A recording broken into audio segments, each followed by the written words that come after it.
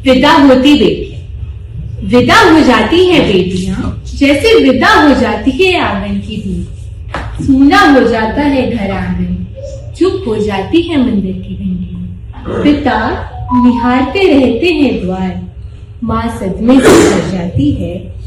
विदा होती बेटियां अपने पीछे बहुत सारा दुख छोड़ जाती हैं। विदा होती बेटियां अपने खिलौनों के साथ ही अपना बचपन छोड़ जाती हैं। अपने सपने संदूक में बंधकर खुशी खुशी चली जाती हैं। माँ से हर बात मनवाने वाली बेटियां माँ को ही मनाने में लग जाती हैं। अपनी जिंदगी की जिम्मेदारियों से बन जाती हैं। बेटियां जब लौटती हैं तो लौटा लाती हैं खुशियां, ले आती हैं ढेर सारा प्यार और थोड़ा सा वक्त। थोड़े से वक्त में सोए हुए मन को जगा जाती हैं बेटियां, उदास घर को गुलजार कर जाती हैं। विदा होती बेटियां आंसुओं से अतीत को सींच जाती हैं। शब्दों की मिठास से रिश्तों को जोड़ जाती हैं। माता पिता की आंखों में जीने का सपना बूंद जाती हैं। विदा होती बेटियां अपने आंचल में आंसू को बांध लेती हैं। अपने आंसू को देवी देवताओं पे चढ़ाती वापस चली जाती हैं। विदा होती बेटियां सामाजिक क्रूरता का भी शिकार हो जाती हैं। उंगलियां पकड़ के चलने वाली बेटियां द्वार पर पैर का छाप बनकर रह जाती हैं। चूड़ियां पायल में चहकने वाली बेटियां किसी गुमसुम उदास रात में चांद की तरह डूब भी जाती हैं। विदा होती बेटियां कभी कभी हमेशा के लिए भी विदा हो जाती हैं। अति टूटन और छीजन को महसूस करते हुए भी उम्मीद से भरी दुनिया का सृजन है विदा होती बेटियां। इस संग्रह की कविताएं बदलते दौर की कविताएं हैं, जिनमें सिर्फ संघर्ष ही नहीं है, संघर्ष के दौरान जो छूटता जा रहा है उसे पकड़ने की बेचैनी है। आज के समय में जो रिक्तता है उसको पकड़ने का प्रयास ये कविताएं करती दिखाई देती हैं। इस कविता संग्रह से गुजरने के बाद ये बात निसंकोच कही जा सकती है कि ओम प्रकाश जी की कविताओं का अनुभव संसार विविधता से भरा पूरा है। उन्होंने जीवन के बहुत छोटे छोटे अनुभवों को अपने काव्य संसार में समेटा है। कवि की पहली दृष्टि जीवन के उन क्षेत्रों में भी गई है जहां सामान्यतः लोगों का ध्यान नहीं जाता है। एक और कवि जीवन यथार्थ को अभिव्यक्त करते हुए लिखता है, भावना से वस्तु बनते कठोर युग में जगह ही नहीं बची है अब मनुष्यत्व के लिए। वहीं भावना से वस्तु बनते जा रहे मानव जगत में फिर से मनुष्यता को सहेजने और खोजने की उम्मीद और आह्वान से भरी कविताएं पाठक के मन को बांध लेती हैं। मानवीय रिश्तों को बचाए रखने की पुरजोर मांग हमें इन कविताओं में दिखाई देती है। सच कहें तो जीवन की आपाधापी में बिखरते जा रहे मनुष्य के लिए ये पंक्तियां राह दिखाने का काम करती हैं। कविता है, सबसे कठिन है बदहवास भागते वक्त में अपनों के लिए थोड़ा सा वक्त बचाए रखना। जिंदगी की धूप में रिश्तों के लिए थोड़ी छांव बचाए रखना। सिर्फ मदद के लिए मदद का हाथ बढ़ाए रखना। सबसे कठिन है पत्थर दिल होती दुनिया में प्रेम बचाए रखना। बार बार चले जाने के बाद भी विश्वास बचाए रखना। इसलिए जीवन को मानवीयता की गरिमा देने वाले प्रेम और विश्वास को बचाए रखने की उम्मीद और आकांक्षा बार बार इन कविताओं में दर्ज हुई है।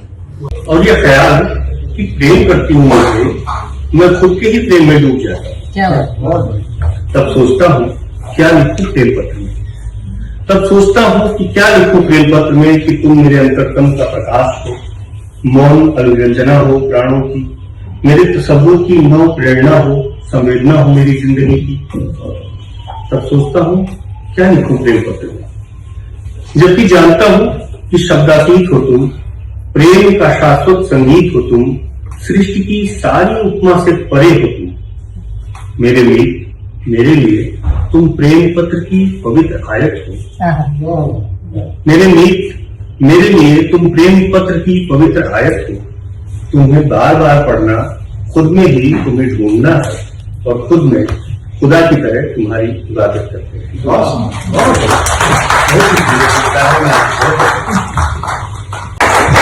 मैं चाहता हूँ इसके प्रकाशक को भी, और साथ ही वैश्विक हिंदी परिवार की बात में जरूर रखना चाहता हूँ कि वैश्विक हिंदी परिवार लगभग एक दशक से हिंदी की सेवा में लगी है। हिंदी भारतीय भाषाओं की सेवा में देश विदेश में इसका प्रचार प्रसार में लगी हुई है।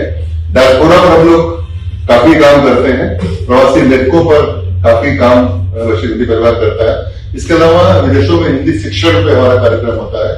जेएनयू, एनटीपीसी सबके बारे में आपकी इसमें कविताएं मिलती हैं, लेकिन जो शीर्षक है विदा होती बेटियां, इसमें और इस कविता ने अलका जी सबका मन मोह लिया। तो ये इतनी सुंदर कविता है और जिसकी भूमिका दिलीप रमेश जी, लीलाधर मंडलोई और जितेंद्र श्रीवास्तव और प्रोफेसर रमा ने लिखी हो, तो वो उसका मैंने कहा ना कि तीसरा संस्करण आना क्या, अभी 1-2 संस्करण और भी आ सकते हैं। तो इतनी महत्वपूर्ण ये है। इसमें कविताओं की सहज संप्रेषणीयता है और भावनात्मक भाव जो है वो उत्कृष्ट है। कविता में बहुत सारी कविताओं के माध्यम से आपने अपने विचारों को, भावनाओं को और कुछ ऐसी बातें जो न कह सके उनको अक्षुण्ण रखा है। इन कविताओं के माध्यम से आप उसको लेकर आए हैं। और मेरी बात हो रही थी ओम प्रकाश जी से। ओम प्रकाश जी की 2 बेटियां हैं, मेरी भी 2 बेटी, मेरी भी बहुत सारे ऐसे लोग हैं उनकी 2 बेटियां हैं। और जब हम इसको पढ़ रहे थे तो कितनी हम एम्पैथी रही होगी कि ऐसा लग रहा है हमने लिखी। तो इतनी सुंदर आपने रचना लिखी है इसमें, और निसंदेह ये कविताएं आपकी आत्मा का परिचय है। ये आत्मा से जो चीज निकली है उसको लेकर आप हमारे बीच आए हैं। तो बहुत रिश्तों की नई परिभाषाएं आपने गढ़ी हैं इसके, बहुत सारी चीजें। और संजय सिंह एक बहुत अच्छे कवि हैं, है ना, उनकी एक कविता है बाबूजी, उसको जो भी सुनता है वो रोने लगता है, याद मेरी आती नहीं। पढ़ने वालों की संख्या बढ़ती जा रही है और संस्करण जो है बढ़ते जा रहे हैं, ये बहुत अच्छी बात है। और इसमें ज्यादा उसमें भी एक कविता मुझे बहुत अच्छी लगी। इसमें आजकल स्त्री शक्ति की बात हो रही है, तो एक मछलियां इनकी कविता है, वो मुझे बहुत, विदा होती बेटियां तो इस संग्रह का केंद्रीय रूपक ही है, उसको उस पर सबने बात की। लेकिन ये कविता मुझे बहुत अच्छी लगी कि मछलियां जिस दिन मगरमच्छ का शिकार होने से बचना सीख लेंगी, मिलकर लड़ना सीख लेंगी, उस दिन मछलियों के इतिहास में मगरमच्छ दुम हिलाते नजर आएंगे। बहुत अच्छी कविता मुझे लगी। तो मैं ज्यादा कुछ नहीं कहूंगा, बस ये तो ओम प्रकाश जी को संग्रह के लिए साधुवाद देता हूँ। और इतनी अच्छी कविता पढ़ने का मौका मिला, हम लोगों को पता नहीं था ओम प्रकाश जी कभी भी हैं। इस संग्रह के माध्यम से ये बात भी पता चल गई, और संग्रह इतना जुटा कि तीसरा संस्करण आ गया, तो इसके लिए तो आगे अनेक इसके संस्करण आए और इनका कवि रूप निरंतर और निखरता रहे, आगे बढ़ते रहे। ये शुभकामनाएं हैं। धन्यवाद। औपचारिक भूमिका की मैं अपनी बात शुरू करती हूँ क्योंकि समय कम है। तो विदा होती बेटियां ओम प्रकाश जी का कविता संग्रह है। और जैसा कि ऋषि जी ने कहा कि इस संग्रह की भूमिका कई विद्वानों ने लिखी है। रमा जी ने लिखी है, स्वयं प्रकाशक जी ने लिखी है, और जितेंद्र श्रीवास्तव जी ने लिखी है, दिलीप रमेश जी ने लिखी है। तो बहुत विस्तार से उन्होंने इस काव्य की संवेदना के बारे में बात की है। तो और कवि ने खुद भी लिखा है कि यह काव्य संग्रह जीवन को जीने की तरह जीने की काव्य संवेदना के रूप में आपके सामने है। तो जीवन को कैसे जिया जाता है वह रूप इस काव्य संग्रह में हमें दिखाई देता है। इस काव्य संग्रह की पहली ही कविता है हे प्रभु। तो इस कविता को मैं इस काव्य संग्रह का मंगलाचरण कहती हूँ, क्योंकि इस कविता में कवि ने भीतरी शक्ति का वरदान ईश्वर से मांगा है कि ये जो असहनीय समय है और इस समय में जो सच की सौदेबाजी हो रही है उसमें न बिकने की ताकत वह ईश्वर से चाहता है। पंक्तियां हैं, हे प्रभु इस गुरूर में कि आसमान हो गया हूं मैं, अगर गिरूं तो अपनी नजरों में गिरने से बचा सकूं खुद। तो ये एक ईमानदार कवि की स्वीकारोक्ति मुझे लगती है यहाँ पर। दूसरी जो बहुत महत्वपूर्ण कविता मुझे लगी वो थी शहर कविता। बहुत प्रभावी कविता है। एक सच्चा रचनाकार अपनी जड़ों से जुड़ा हुआ होता है और वो जिस जगह पर होता है वहां रहकर भी वो अपनी जड़ों को नहीं भूलता है। तो कई जो अपने भविष्य की सुनहरे भविष्य की तलाश में अपनी जड़ों को छोड़ करके सुनहरे शहर जैसे सुनहरे सपने जैसे शहर में चले आते हैं, लेकिन वह सुनहरा सपना जैसा शहर उनका कभी अपना नहीं हो पाता। इस शहर में अपनापन, प्रेम, लगाव जैसे शब्द जैसे अजनबी हो जाते हैं। और इस बात को ओम प्रकाश जी ने बहुत प्रतीकों के माध्यम से व्यक्त किया है। तो वो प्रतीक किस तरह से उन्होंने, मैं भाषिक जो वैशिष्ट्य है इस काव्य संग्रह का उसकी भी बात करती चलूंगी। बहुत मैं कोशिश कर रही हूँ कि अपनी बात को जल्दी समेट लूं। बंद दरवाजों ने कभी दूसरों के लिए खुलने की जहमत नहीं की। चाय की प्यालियों ने कभी आपस में बात नहीं की। हंसी ठहाकों का कभी मेरे इन बंद दीवारों से वास्ता ही नहीं हुआ। तो भाषिक कौशल देखिए कवि की कविताओं का कि कवि ने खुद से कभी बात भी नहीं की। तो ऐसा शहर जो खुद को खुद से बात करने का मौका नहीं देता, ऐसे शहर की बात कवि यहाँ पर करते हैं। और अगली ही कविता है सुशांत, एक कविता है जो मैं इस कविता का एक्सटेंशन मानती हूँ, क्योंकि सुशांत एक ऐसा उभरता हुआ सितारा था जिसको भी सुनहरे सपने जैसे शहर ने ले लिया था। वह भी अपने शहर कभी लौट नहीं पाया, उसने भी अपने सपनों से समझौता कर लिया था। ये कविता जो जगमगाते हुए शहर हैं, जो सपने जैसे शहर हैं, उनकी वास्तविक सच्चाई को, कड़वी सच्चाई को हमारे सामने रखती है कि पैसा तो बहुत कमा लिया। ये सुशांत जैसे लोगों के लिए है कि पैसा तो हमने बहुत कमा लिया लेकिन हम कमा नहीं पाए। ऐसे 2-4 दोस्त भी जब मौका पड़ा, जब जिंदगी मौत और जीवन के बीच में झूल रही थी, तो हम ऐसे दोस्त भी नहीं कमा पाए। तो ये जो दौर है, घर लौटने का दौर है, अपनों के पास लौटने का दौर है। दोस्त भी नहीं कमा पाए, तो इनके पास ऐसे कई दोस्त हैं और आज इस मौके पर यहाँ उपस्थित है। इस भागम भाग के शहर में जहाँ एक एक मिनट का हिसाब रखा जाता हो, लॉग एंट्री की तरह हर वक्त का हिसाब रखा जाता हो, उसमें कोई सारी ट्रैफिक की दूरियां तय करके यहाँ पहुंचता है और आपके कार्यक्रम में शामिल होता है और कहीं ना कहीं अपने बचपन को, अपने साथ बिताए हुए समय को याद करता है, तो आपकी बहुत बड़ी उपलब्धि है। ये किसी कविता की तरह। मैं इन कविताओं को, इस पूरे संग्रह को अगर एक मूल स्वर दिया जाए तो विदा का स्वर। विदा हो रहा है, विदाई का समय, उस समय जो मन में एक भाव होता है कि कुछ छूट रहा है। अब वो क्या क्या छूट रहा है, वो कई कई संदर्भों में। वो सिर्फ एक बेटी नहीं है, बल्कि बेटी के रूप में मुझे लगता है बेटी एक रूपक है, एक मेटाफर, जिसमें वो सब कुछ समाया हुआ है कि उसके अंदर उल्लास भी है, उसके अंदर तितली की तरह रंग बिरंगा होना भी है, चहकना भी है, उत्सव भी है, उल्लास भी है, लेकिन दूसरी तरफ कहीं मौन भी है, कहीं सहनशीलता भी है, कहीं धैर्य भी है और कहीं उदासी भी। उन दोनों ही चीजों को जोड़ करके जब कवि लिखता है विदा होती बेटियां, तो दरअसल लिख रहा होता है कि जीवन से जो कुछ निकलता जा रहा है और जो धीरे धीरे खाली होता लग जा रहा है जीवन, अपने भीतर जो एक सन्नाटा गूंजने लगा है, उस सन्नाटे को तोड़ने की कोशिश में, एक जो अभाव पैदा हो रहा है, उस अभाव को भाव से भरने की कोशिश में ये कविताएं लिखी। इन कविताओं में क्या क्या चीजें हैं, जैसे पहली, इस कविता की पहली पंक्ति आपका ध्यान खींचती है, हे प्रभु शक्ति देना तो सहन शक्ति दे। ये बड़ी बात, शक्ति देना तो सहन शक्ति, सच को सच कहने की काबिलियत बची रहे मुझ में।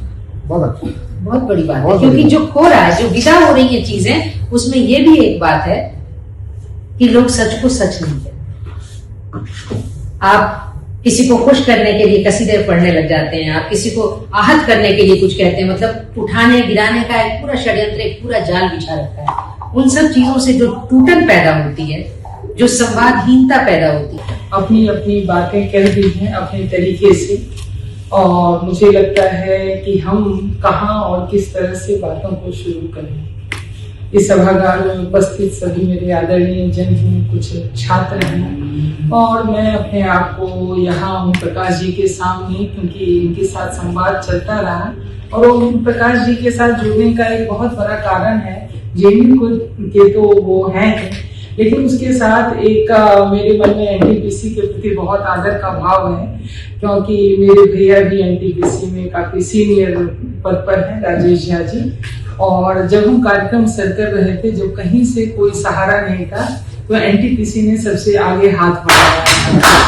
तो इसीलिए एनटीपीसी के साथ और बाद में फिर कोंकण रेलवे, फिर ICSSR और तमाम चीजें और भी जो यहाँ के IRTF, इंडियन रेलवे, तमाम लोगों ने लास्ट 4 डेज में सारी चीजें हुई हैं पैसे की। लेकिन हम मानते हैं कि बिनु हरि कृपा मिला ही नहीं संता, और आप पर जब तक हरि कृपा नहीं होगी, आप कितने भी ताकतवर हो, आप कितने भी बड़े शब्द शिल्पी क्यों ना हो, आप कविता नहीं लिख सकते हैं। कविता के लिए अनुभूति का होना, भाषा का होना, भाव का होना, और लोग जंगलों में, व्यावानों में, घरों में, आंगन में भटकते रहते हैं, लेकिन शब्द का संचयन करना और उसे कागज पर उतार देना और उसमें जो भावों की भूमिका सजी होती है, यह होना साधारण बात नहीं है। इसीलिए कविता कर पाना इस ईश्वरीय सत्ता के प्रति प्रेम का भी प्रतीक है और उनके अवदान का भी प्रतीक है। सबसे पहले जब दीदी बोल रही थी तो 2 शब्द मुझे क्लू के मिल गए और हमने सोचा कि बस वहीं से शुरुआत करेंगे, और रास्ते से आने तक हमने मतलब लगभग बहुत सारी कविताएं पढ़ डाली हैं, लेकिन उतना अवसर नहीं है। 2 शब्द दीदी ने कहा, अलका दी ने, कि विदा होना। बस आप समझ जाइए कि पूरी कविता का शिल्प इसी डिटैचमेंट और अटैचमेंट का है।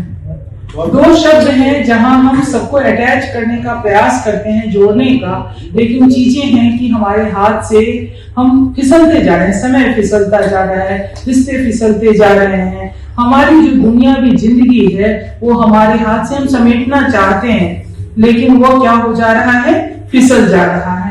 और इसीलिए आवश्यकता इस पूरी कविता का जो केंद्रीय भाव है वह जोड़ना है, और इसीलिए जो इनकी शाब्दिक अभिव्यंजना है, यदि आप वहां पर गौर करें तो वर्ब टू बी का, जैसे कि आप देखेंगे शब्द में कि क्षमा करना, शक्ति देना, झूठ को झूठ बोलना, शब्दों पर ध्यान दीजिए, इन्हीं की कविता से हमने लिए हैं।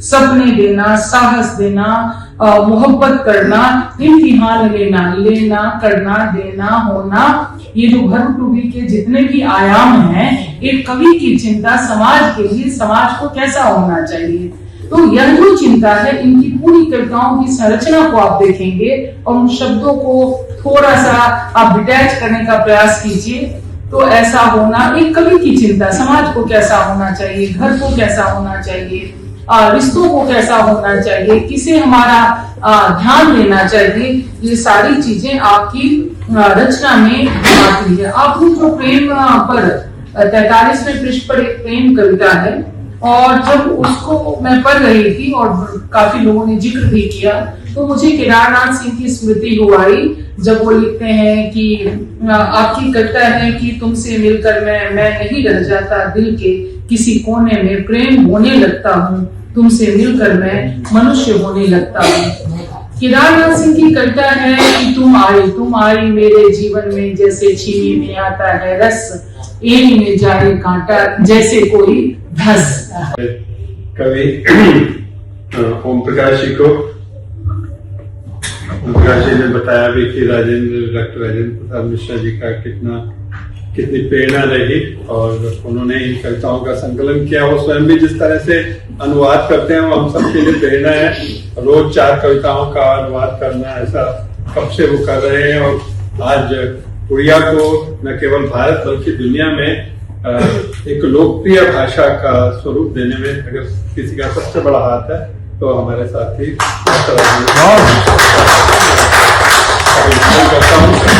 आज की हमारी मुख्य अतिथि वंदना जी, जो कि भारतीय भाषाओं पर तो एक अच्छा काम कर ही रही है, परंतु एक स्वयं संवेदनशील कवित्री भी हैं, विचारक भी हैं, जैसा हमने सुना ही। और भाषा पर भी आपकी गहरी पकड़ है। सारिका जी को हमें बहुत कम सुनने का मौका मिला था, लेकिन बड़ा अच्छा लगा आपको सुनकर।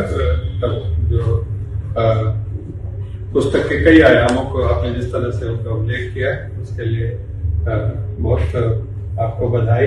अलका जी की अलका जी तो जानी संवेदनशील कवित्री के रूप में जाती है, और ये कविता, ये पुस्तक उनके लिए सबसे उपयुक्त पुस्तकों में से थी।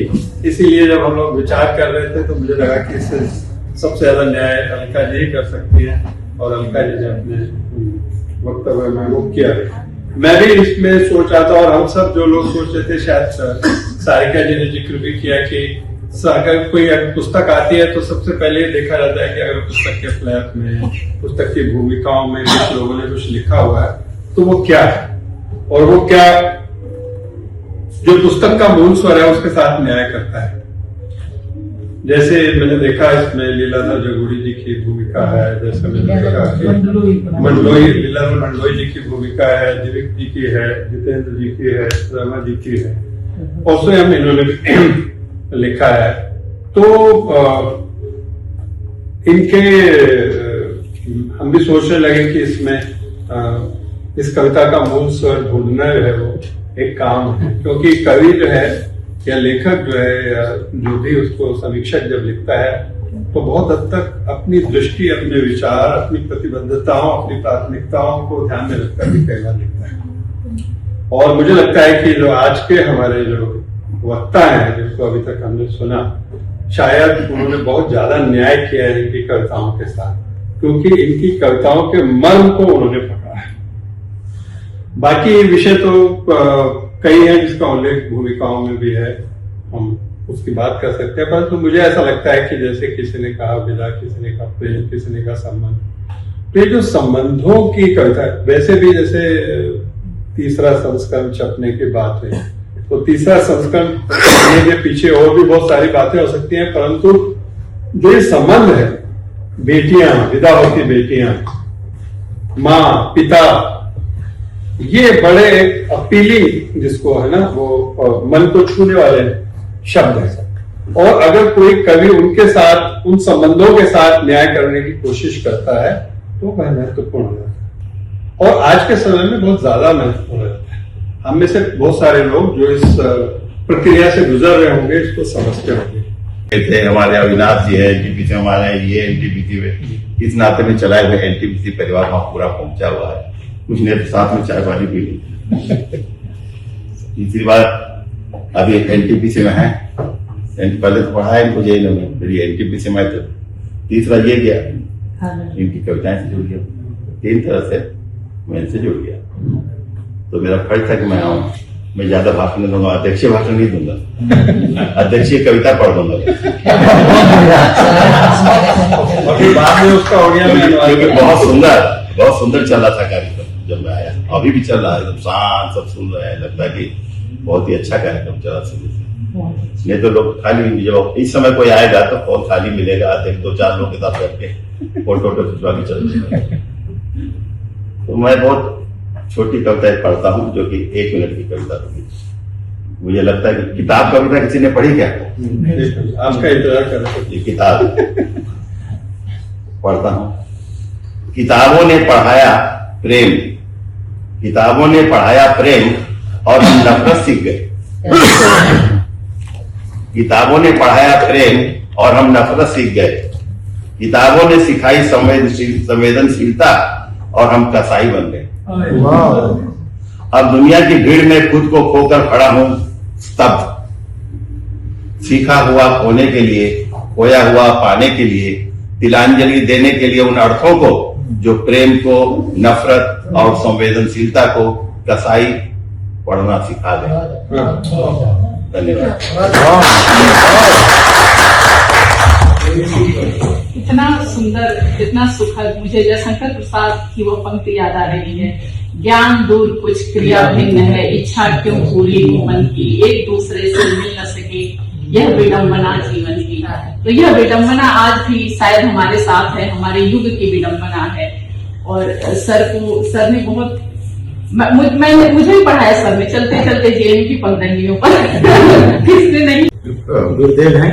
और ये कविताएं बहुत दिन से मेरे पास थी, लेकिन मैं संकोच बस प्रशासनिक सेवा में हूँ, मुझे लगता था कि क्या इन कविताओं से बाकी लोगों का नाता जुड़ेगा नहीं जुड़ेगा। तो सर सभी कविताएं मेरे लेकर आए थे, और एक दिन उन्होंने मुझे फोन किया कि मैं अभी बुखार में 104 डिग्री बुखार था और आपकी कविताएं पढ़ रहा हूँ।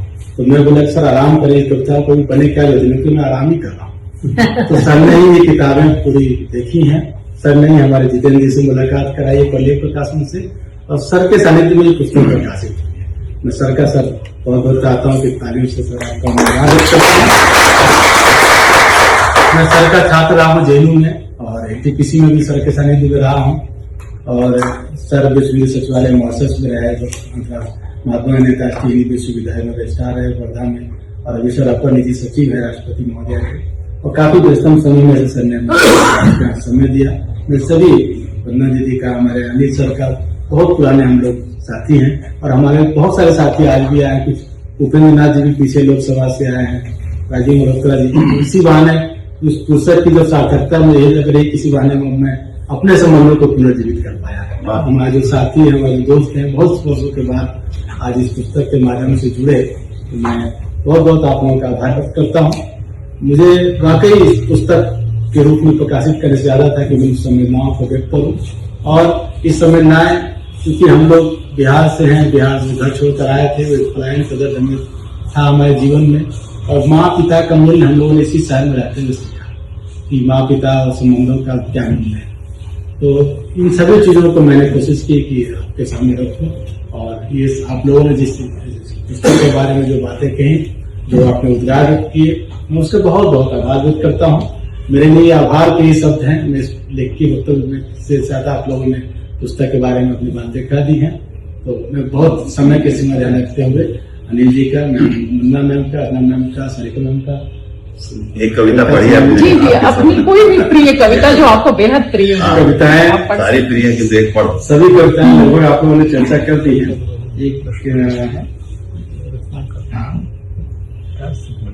एक छोटी सी कविता है, मैं पढ़ना चाहता हूँ, सबसे कठिन है।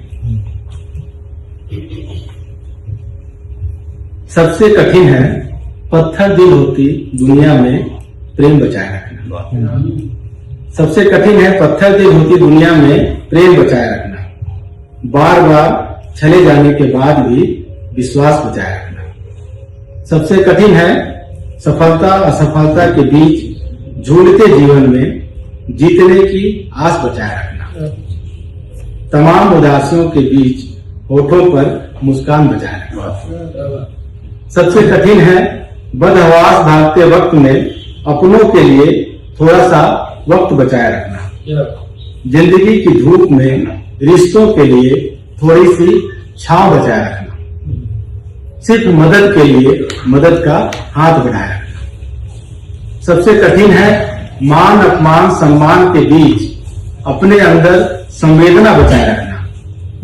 अपने ही आंखों पर पड़े चश्मे को उतारकर खुद को पढ़ने का साहस बचाए रखना। सबसे कठिन है खुद की बुलंदियों पर खुद को गिरने से बचाए रखना। देवता बन जाने के बाद भी खुद को मनुष्य बनाए रखना। सबसे कठिन है कठोर वक्त में खुद को सरल बनाए रखना। बहुत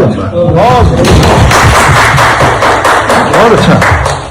अपने कुछ पल केंद्रीय अनुवाद ब्यूरो में बिताए, और उस समय के ओम प्रकाश में और आज के ओम प्रकाश में बड़ी मतलब बड़ा अंतर मुझे देखा। लेकिन जब इसकी कविताएं पढ़ी, कुछ कविताएं, तो बहुत अच्छा लगा कि निश्चित रूप से बड़ी समृद्ध कविताएं हैं।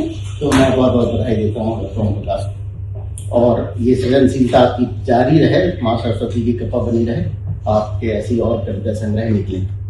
मैं सबसे पहले आज के अध्यक्ष राजेंद्र प्रसाद मिश्र जी को विशेष रूप से आभार प्रकट करता हूँ वैश्विक हिंदी परिवार की ओर से, और इस पूरे सभागार में जितने लोग उपस्थित हैं, आपका बेसब्री से हम लोग इंतजार कर रहे थे। मैडम जब परिचय दे रही थी तो उसमें महासचिव विश्व हिंदी सचिवालय भूल गए थे, तो मुझे लग रहा था कि मैं उसमें बता दूंगा लेकिन ओम प्रकाश जी ने बताया कि सर वहाँ भी विश्व हिंदी सचिवालय में महासचिव रहे हैं। तो और ये भी मतलब निश्चित रूप से इस बात का प्रमाण है। मैं ओम प्रकाश जी आपको इस बात के लिए बधाई देता हूँ कि देखिए आप इस मामले में धनी हैं कि आपने दोस्ती के रिश्ते को संजो के रखे इतने लोग जो यहाँ इकट्ठे हैं, बहुत निश्चित रूप से मैं वैश्विक हिंदी परिवार के अध्यक्ष श्री अनिल जोशी जी को भी विशेष आभार करता हूँ कि उन्होंने इतनी बढ़िया महफिल सजाई। और ये वैसे भी हम जो भी कार्यक्रम होते हैं सब में सर का मार्गदर्शन रहता है, तो मैं उनका विशेष रूप से आभार व्यक्त करता हूँ। मैं इस धन्यवाद ज्ञापन के क्रम में आज की मुख्य वक्ता, मुख्य अतिथि आदरणीय डॉक्टर वंदना झा मैडम का विशेष रूप से आभार प्रकट करता हूँ कि उन्होंने जितनी बारीकी से कविता संग्रह की समीक्षा की है, ये अपने आप में हम जैसे युवा लोगों के लिए ये प्रेरणा की बात है कि